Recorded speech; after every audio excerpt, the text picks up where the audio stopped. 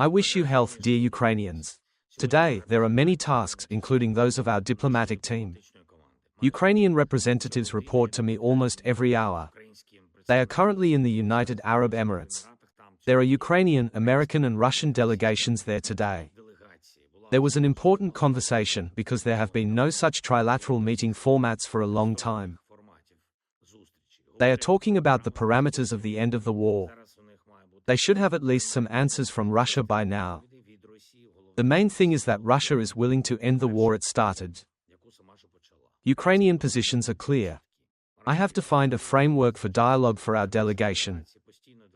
The delegation is constantly in touch: Rustem Umarov, Kyrilo Budanov, David Arakamia, Seri Kislitsa. Tomorrow, General Natov, the Chief of the General Staff, and GUR Representative Skibitsky will also join the talks.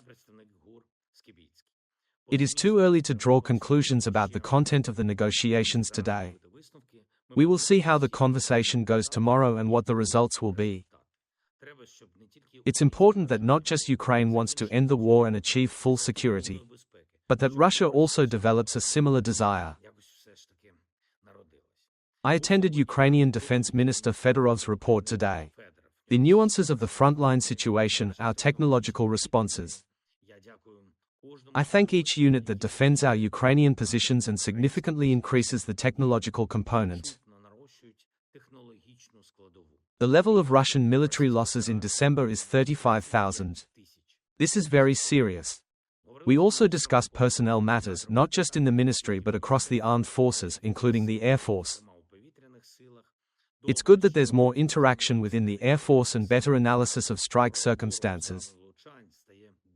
Conclusions are very necessary for the system to become more efficient. I also instructed our team to work out our agreements with our partners on air defense missiles as soon as possible and in as much detail as possible. Yesterday, there was a positive signal in the conversation with President Trump about missiles for the Patriot PAC-3. Now, we need a positive signal here in Ukraine, with real deliveries for our sky defenders. Logistics must be accelerated as much as possible. I also held a special energy selector meeting. Every day begins in this format. Repair crews, emergency services, energy companies, the State Emergency Service of Ukraine. Everyone is working around the clock. There are results in recovery, but still, in general, the situation remains very difficult. Especially Kyiv and the region. Dnipro, Kryvyi Rih, Kharkiv and the region, Zaporizhzhia, Sumy, and Chernihiv regions. The situation in Odessa was analyzed. I want to acknowledge the work of the Ministry of Internal Affairs. Thank you to everyone involved. Everything is clear and specific regarding generator and equipment supplies, real assistance to cities, especially Kyiv, and heating points and support for people. Unfortunately, many houses in the capital are still without heating. Maximum teams, maximum equipment is used to help people. We talked with Prime Minister Yulia Sviridenko about programs that can support both the economy and communities.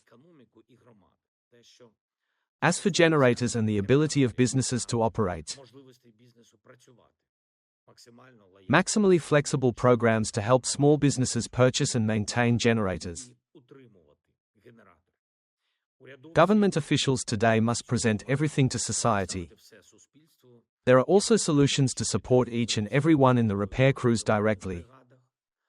These are allowances for each month of this emergency situation. We agreed today with the Prime Minister, as well as with the Minister of Energy, what format of payments will be and how people will receive these payments.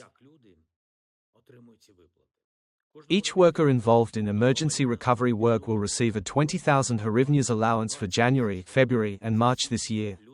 20,000 hryvnias for each month.